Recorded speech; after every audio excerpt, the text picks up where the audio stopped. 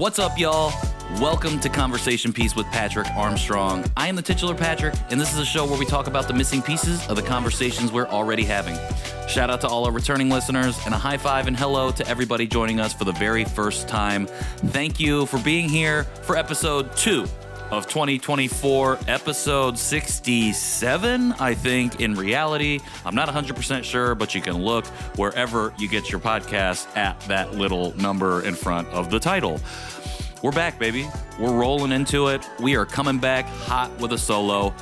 And after the love that we got from our previous episode and talking about the inherent discomfort of not only the act of adoption, but that inherent discomfort, meaning we should be uncomfortable in our conversations around adoption, I wanted to talk a little bit today about my specific journey and 3 moments that I really come back to a lot. I've talked a lot about them on the John Chi Show. I've written a lot about them on my social media accounts. And I wanted to dive into those today because I don't really think I've talked about them on this show. And I think they provide even more context, not only to myself and my own life, but to this broader conversation around the discomfort of adoption and the adoptee experience. So that's what we're going to do today. I just want to say shout out to everybody that's here and everybody that's been joining and showing up on the social media clips and sharing and commenting and just being a part of this community. It really means a lot. We've got a lot of incredible things coming up, some really amazing guests over the next few weeks leading into February. Got some really amazing guests lined up for February. And we are, at this moment, 3 weeks away from the birth of Emily and I's first child. So I've been doing a lot of work in January to try and get ready for that moment so that way we can continue to roll out content and episodes and conversations all throughout February when I'll be taking a little bit of a break to adjust to parenthood, adjust to that hashtag dad life. And I don't know. It's just like there's a lot of stuff going on right now. And I'm just excited to be able to sit back down here, have this conversation, talk about some things that I've done a lot of reflection on over the past few years, especially over the last year and a half, and especially over the last 6 months as I've been going through this therapy journey. And yeah, it's exciting. So like I said, I want to talk about some key moments from my journey as an adoptee and as an Asian American. I do want to caveat, these are only 3 of many different moments in my life that I can come back to. And the interesting thing about it is that there are a lot of different moments, but there are pretty hyper-specific moments, especially during those 30 years that I was in rejection or in the status quo, as is that first stage of the adoptee consciousness model.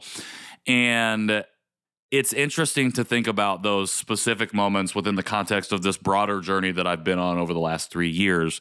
And I hopefully you'll see at the end of this episode how those things should make this conversation uncomfortable a little bit. I've become comfortable talking about this discomfort within my own life, but for all adoptees and the ways that they go about sharing their stories and knowing that none of these events that I share today are going to be exactly the same as anybody else's events in their own lives, but knowing that we have some of these key moments that we can draw back on, especially post coming to consciousness, where we can really reflect on that period of status quo and start to connect the dots a little bit in terms of why we might have been in that position for so long, and really getting into the minutia and specifics of our own lives, as opposed to just talking generally about, I was in this phase and then I came out of that phase.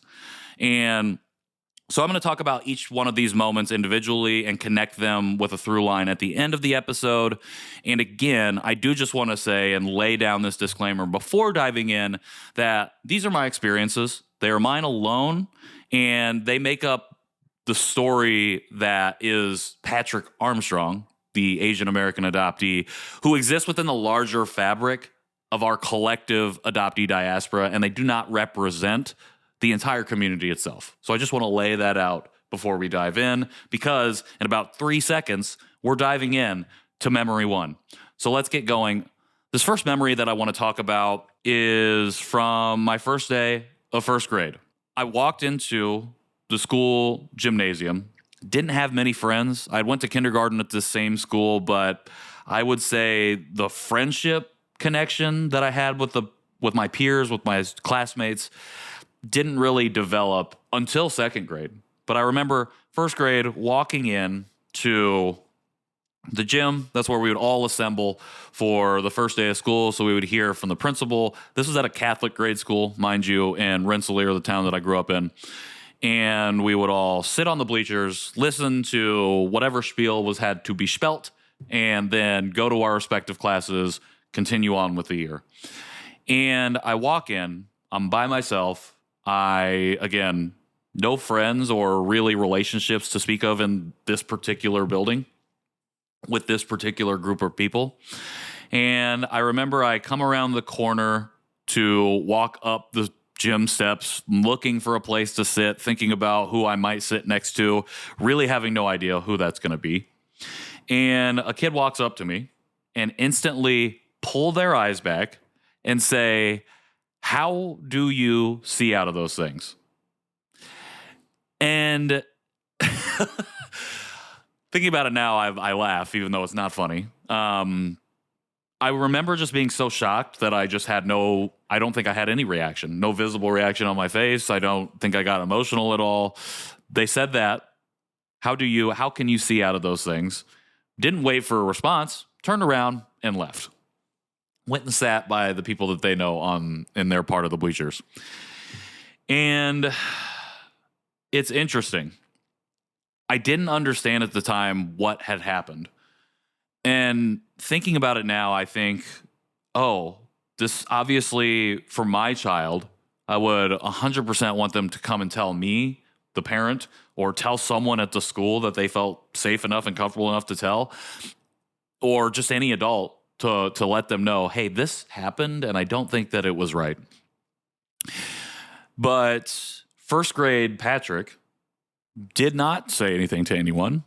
Never told anybody about this experience, never told my parents, never told any friends that I ended up making at this school, never told any adult figure, any guardian figure, not my grandparents, no one.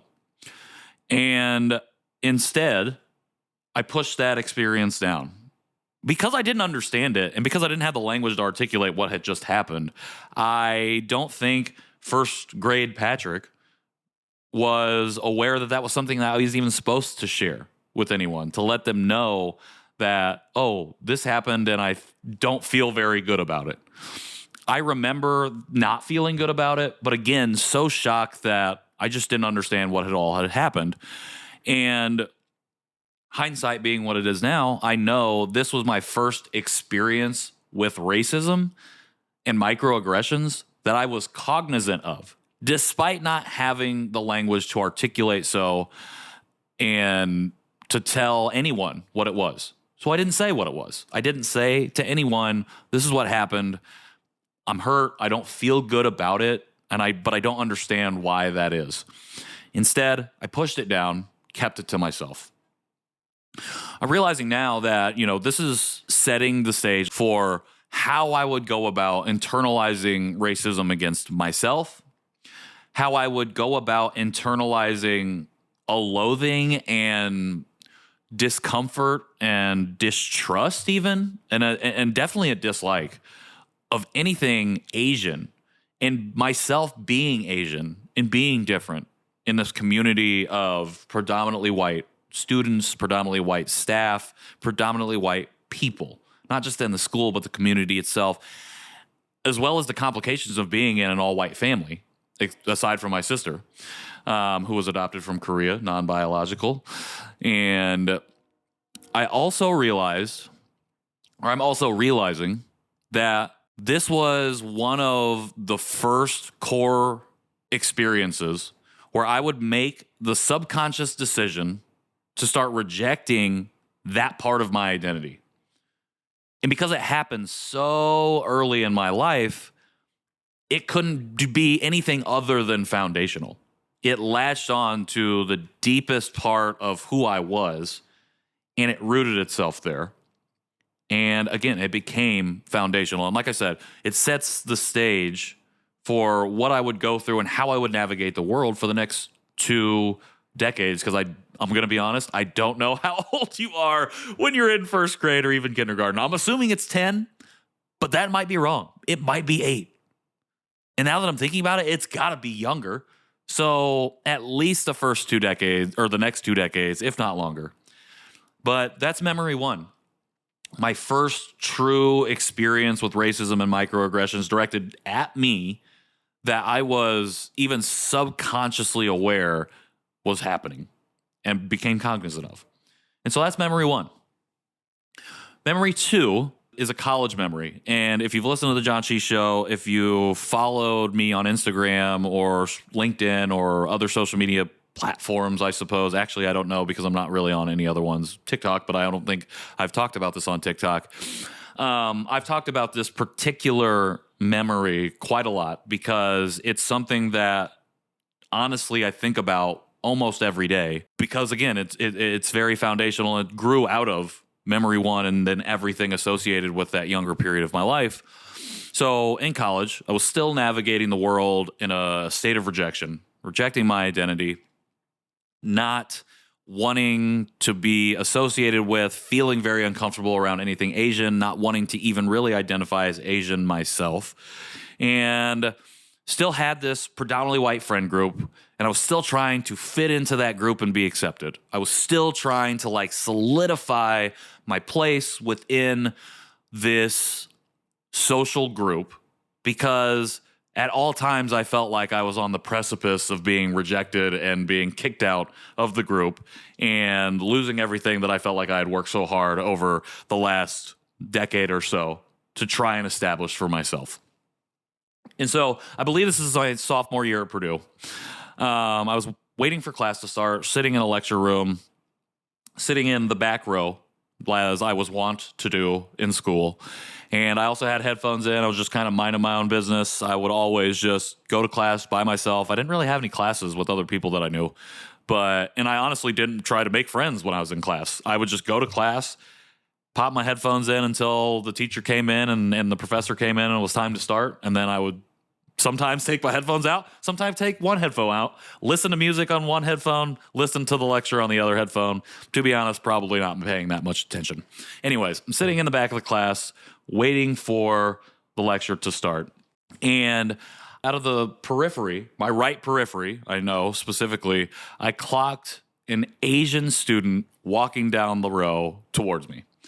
And I could tell that they were saying something to me, trying to get my attention, not in a, hey, look over here, but more like you're just walking up and you're like, hi, trying to say something to someone who is you're walking towards, I guess. I don't know how social interactions work. I paused what I was listening to. I didn't take the headphone out, mind you, but I paused what I was listening to, and I realized that they were speaking to me in a language that I did not recognize. And as it was unfolding, as this person is drawing closer to me, I told myself in my mind that there are one of 2 things that can happen right now. One, I can either engage with this person and take my first steps into this world that I had done a lot to isolate and insulate myself from. Or 2, I can continue down the path of comfortability. I can continue to be the person that I had molded myself into, continue to wear the mask that I had created for myself so long ago, and just do that. Unfortunately, I chose the latter option. I turned to this person. I may have smiled. I'm not 100% sure, but I just said, I'm sorry, I don't understand what you're saying. And I kind of just rudely brushed them off. I was just like, I'm sorry, I don't know. And I just looked away.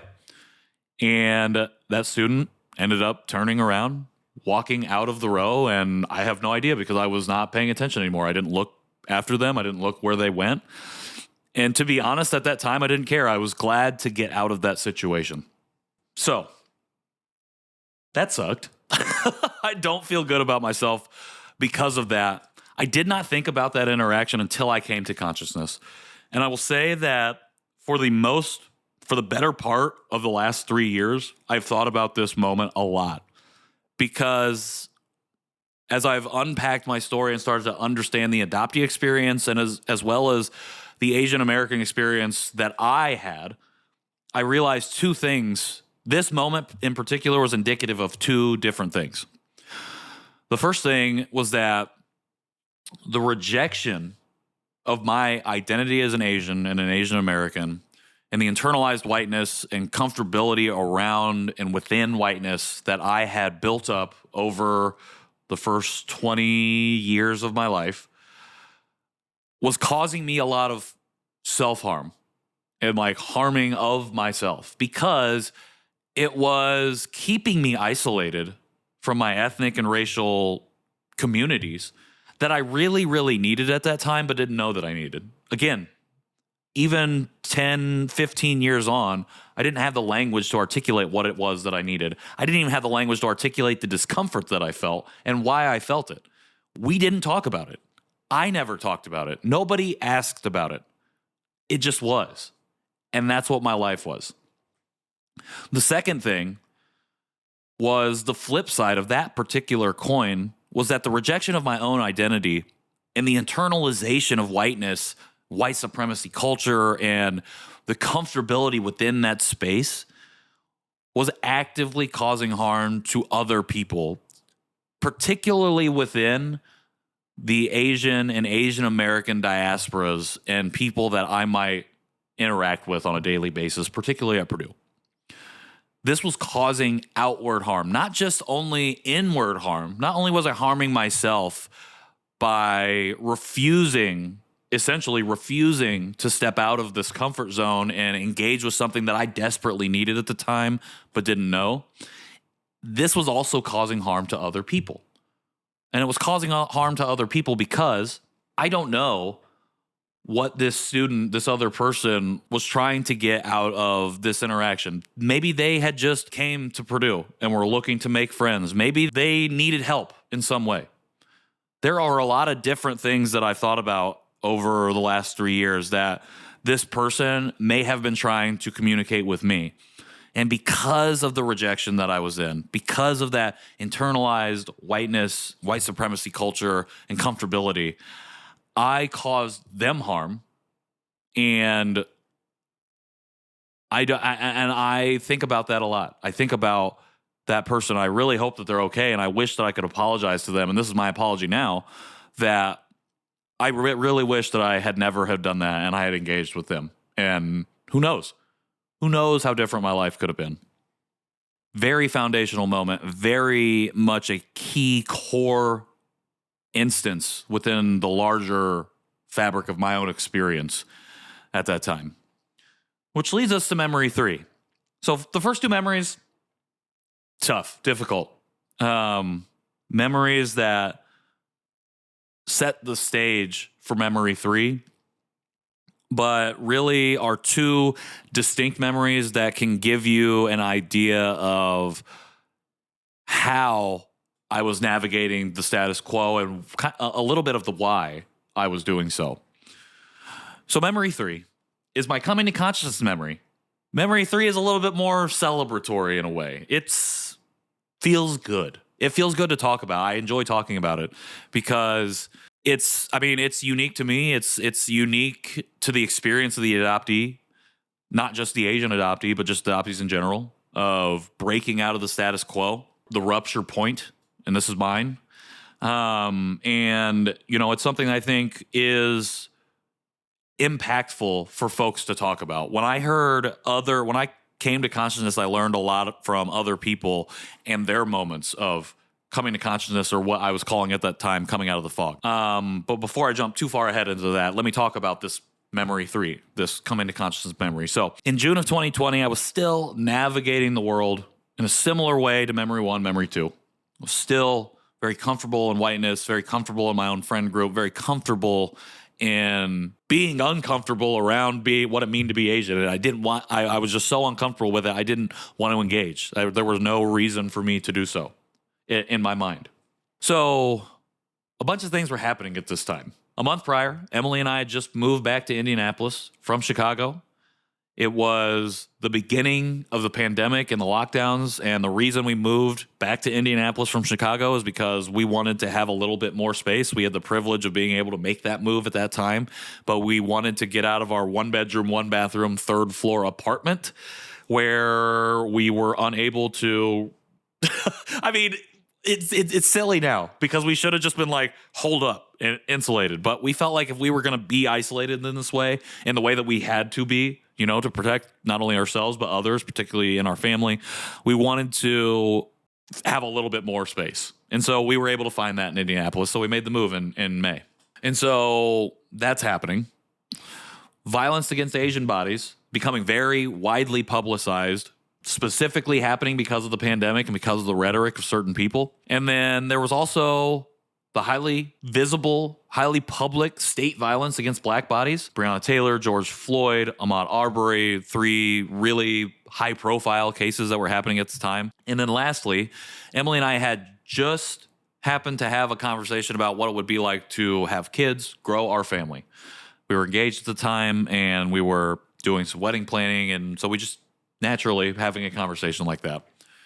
And so one night in June of 2020, all of this was going on, all of these different events happening, and we decided to watch a movie, sitting on the couch, and for some reason, probably fate, even though I don't believe in fate, we landed on Always Be My Maybe, starring Randall Park and Ali Wong. It's on Netflix. I've been talking about this story a little bit more lately, and I think it was because we had been watching Fresh Off the Boat with Randall Park. And so we land on this comedy, or this rom-com on Netflix, press play, and we're watching this movie, and there's a scene really early on. It's not necessarily a flashback, but it is a flashback, where Ali Wong's character as a child goes over next door to Randall Park's families and is hanging out with them, and Randall Park's mom in the movie is cooking a meal, a dinner.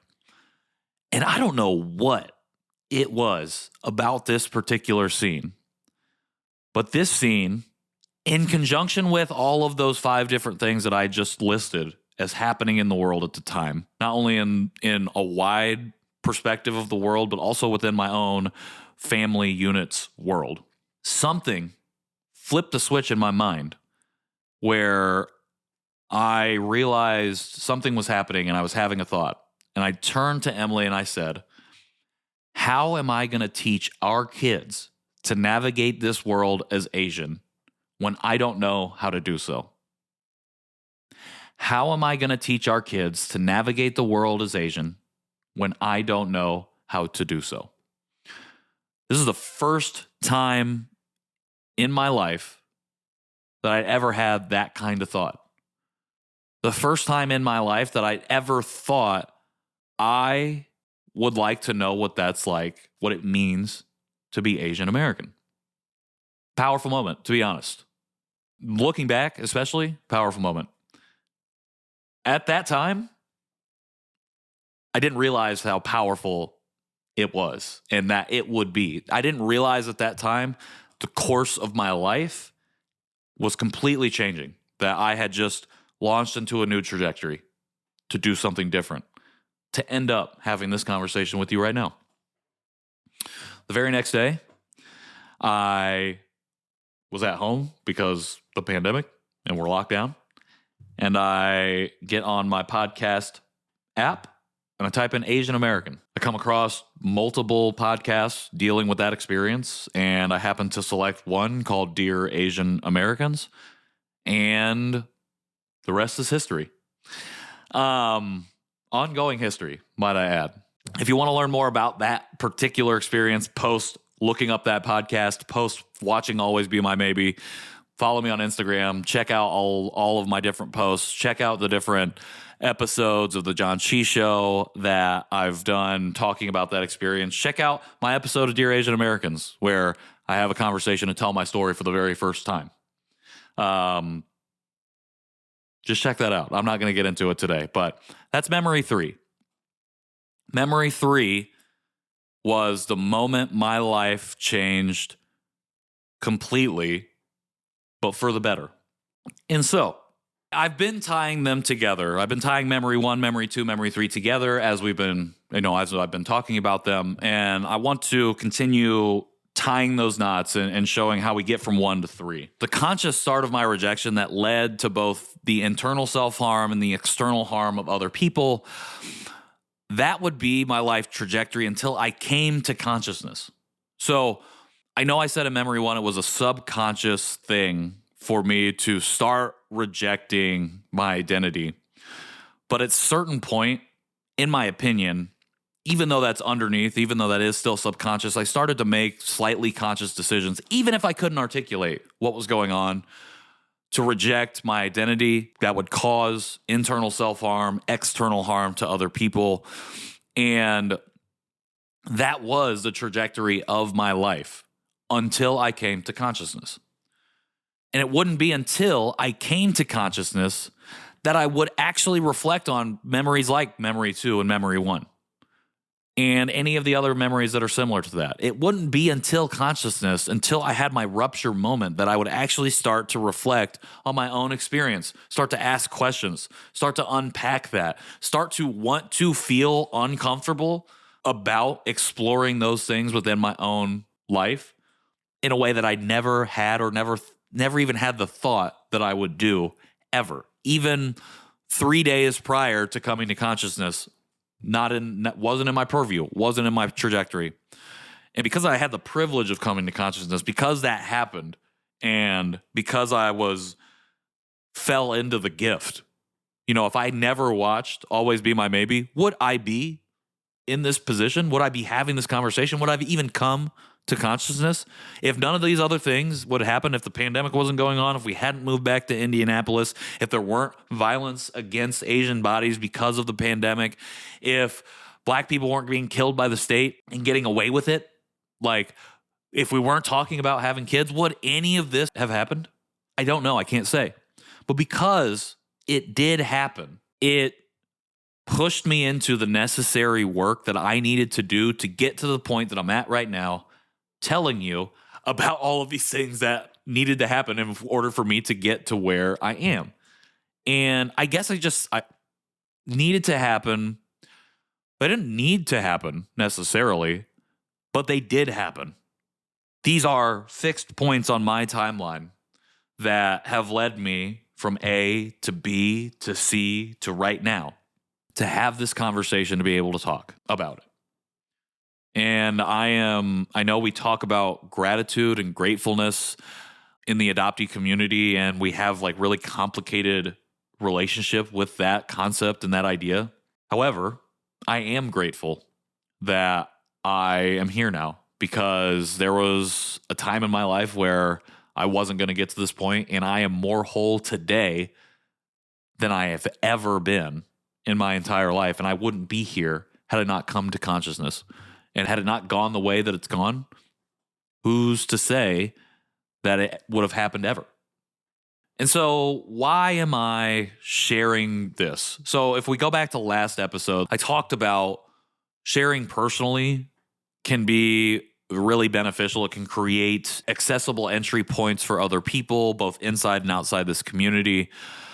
And it's difficult. And I don't think, and what I've learned over this time is that not everybody's going to be able to do it. Not everybody gets the chance to do it. Not everybody comes to consciousness. Not everybody wants to tell their story in this way. And that's totally okay. That's what is so incredible about the community itself and about just humanity in general, is we all have these different things that we go through. We navigate the world the way that we're going to navigate it. And sometimes by luck, by happenstance, by chance, we get the opportunity to tell our story. And I think when we are able to enter safe spaces, learn, unlearn, unpack, understand, and find community, we can find ourselves entering into a brave space that allows us to then talk about our stories in a way that's public, in a way that is accessible for other people, in a way that puts us in an uncomfortable position where we are giving pieces of ourselves away in the hopes that it does good for other people who might share a lived experience. And so why is that important? Why am I telling you about core memory 1, core memory 2, core memory 3, coming to consciousness, internalization of whiteness and white supremacy culture? Why am I talking about my experiences of racism? And why am I sharing my own particular story? I have 3 reasons why. There's a lot of threes. The first reason why this is important and why I'm doing this, specifically why I am doing this, is I want to share to help others know that they're not alone. Every single person in this world, in this universe, has their own story, has their own experience. No 2 people are exactly alike. Even identical twins have their own experiences, their own thoughts, even if there is some sort of biological connection where things do become almost 1-to-1 exactly the same. I don't know the science. I probably shouldn't have said that, but I'm going to say it anyways because I want to emphasize the point that we're all different. That doesn't mean that we're alone. That doesn't mean we have to be isolated, that we have to navigate consciousness, that we have to be by ourselves as we venture on this path.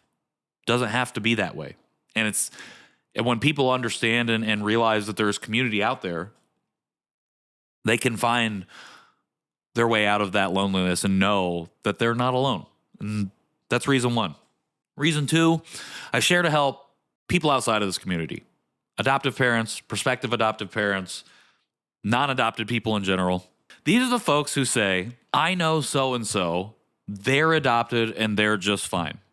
I share to help those folks understand that there may be other things going on in that adoptee's life, and it's not as simple as just being angry, as just being ungrateful, as just being maladjusted. All 3 of those things, very common labels for adoptees who don't have or who share experiences that don't line up with the dominant narrative of adoption, that don't line up with wholly positive experiences, that don't line up with complete gratitude at all times.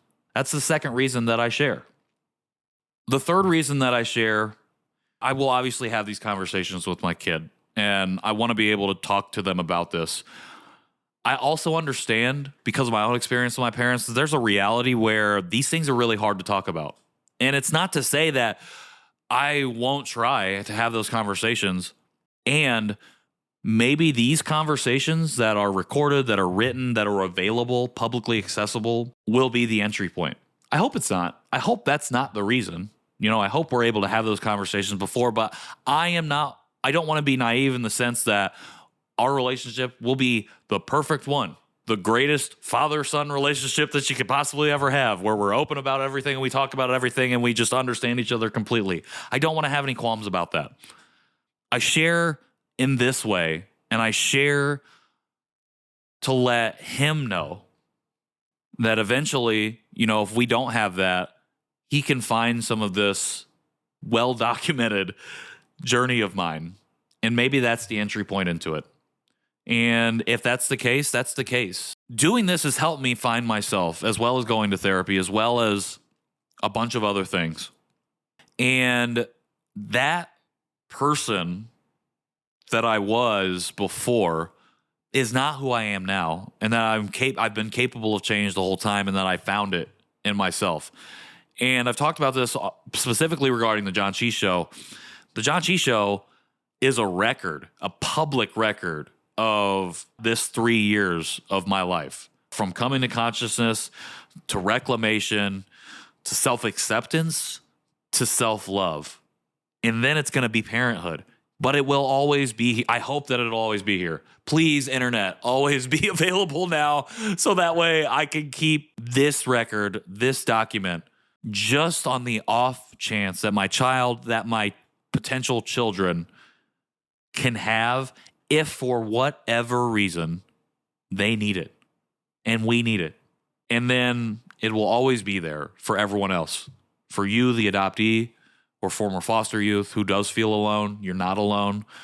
And for people outside of this community, adoptive parents, prospective adoptive parents, non-adopted folks who have adoptees in their lives, to know that it's not as simple as our family was made. What is wrong with you? What is wrong with you? There might not be anything wrong. There probably isn't anything wrong with them. They just don't maybe have the language to articulate. They just don't maybe feel safe enough in whatever environment they find themselves in to have this conversation. And that happens. It happened to me.